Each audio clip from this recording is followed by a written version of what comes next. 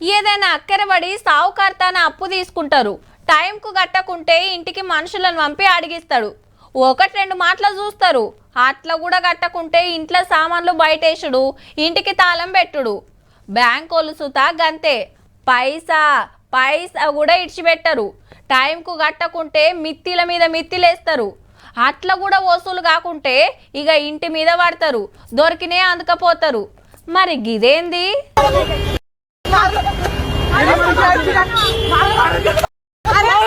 నీ కొట్టుడు పాడగాను అక్క ఆపినా ఆగుతలేరేమయ్యా.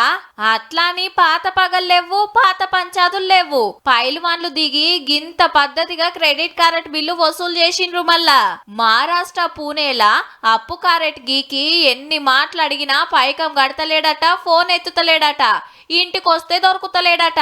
పలానా కాడు ఉన్నాడని మతలబ్ అందితే రికవరీ ఏజెంట్లు ఉరుకొచ్చిండ్రు.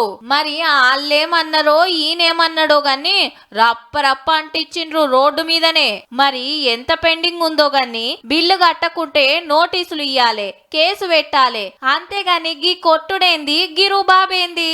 రేపు పైకం బారేస్తాడు. ఈ ఉద్దారకానికి మీకేం శిక్ష చేయాలి? మరి అన్న ఏడ్చుకుంటా పోయి కంప్లైంట్ ఇస్తే ముగ్గురు తోపు సింగులను అరెస్ట్ చేసిండ్రిగా. ఈడ మనం కూడా ఒకటి యాదికి పెట్టుకోవాలి. ఫోన్లు చేయంగానే ఉబ్బి ఎన్నంటే అన్ని క్రెడిట్ కార్డులు తీసుకోవద్దు. తాకత్కు మించి గీకొద్దు, కట్టలేక తిప్పలు పడొద్దు. కారటు ఒడుపుతోటి ఆడకుంటే అప్పు ఎప్పటికైనా ముప్పే. మళ్ళా